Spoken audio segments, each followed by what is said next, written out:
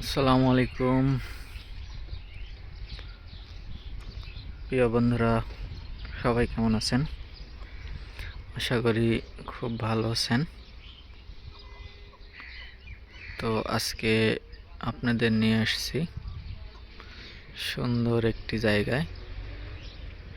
দেখুন আজকে পরিবেশটা, প্রকৃতিটা কত সুন্দর লাগছে। মনে হচ্ছে প্রকৃতিটা কত সুন্দর করে সেজেছে, সেটাই আপনাদেরকে দেখাবো। দেখুন সরিষা ফুলের কি চমৎকার দৃশ্য, চারিদিকে হলুদের সমারোহ। যত দূর চোখ যাবে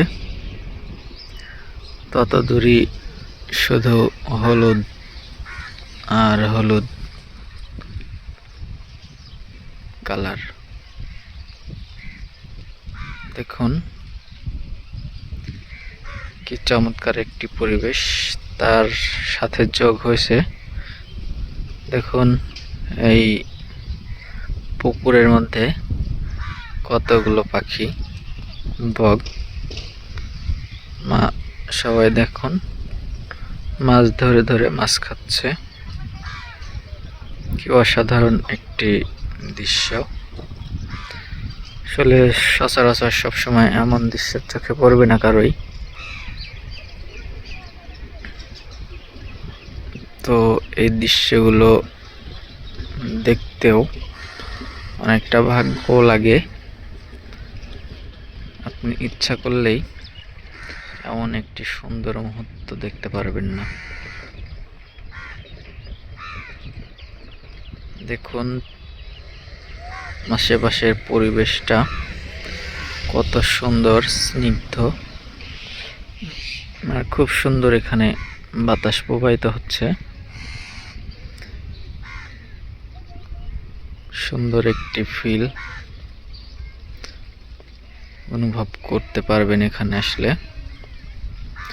দেখুন আসলে এখানকার ভিউটা কত সুন্দর আসছে, অসাধারণ একটি দৃশ্য। যত দূর চোখ যাবে তত দূর শুধু সরিষা ফুলের সমারোহ। বর্ষার শেষে যখন বর্ষার পানি চলে যায় তখন আসলে এই সরিষা বীজগুলো বপন করা হয়। তার কিছুদিনের মধ্যেই এমন একটা সুন্দর দৃশ্য দেখতে পাওয়া যায়। আসলে এই প্রাকৃতিক সমারোহের মধ্যে আসলে পারে এমনিতেই আপনার মনটা চাঙ্গা হয়ে যাবে। খুব সুন্দর মনোমুগ্ধকর সময় উপভোগ করতে পারবেন। দেখুন পাখিগুলা কি সুন্দর করে মাছ ধরে আবার ডাঙায় গিয়ে তাদের ভেজা শরীরটা শুকিয়ে নিচ্ছে। দেখুন প্রত্যেকটা পাখি, এই যে মুখে মাছ, আমি দেখাই, আবারও ডুব দিয়েছে, যদিও প্রতি ডুবে ডুবে মাছ ধরতে পারে এরা। আর এটা যেহেতু বিলের পুকুর, এর জন্য মাছটাও অনেক বেশি আছে, ছোট মাছ। এর জন্য পাখিগুলো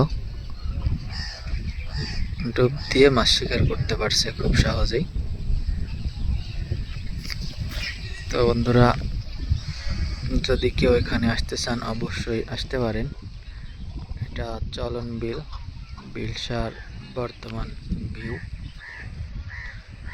যেদিকেই তাকাবেন সেদিকেই ফুলের সৌন্দর্য উপভোগ করতে পারবেন। দেখুন আসলে কি সুন্দর একটা দৃশ্য। তো বন্ধুরা, সবাই ভালো থাকবেন। আজকের মতো এখানে বিদায় নিচ্ছি।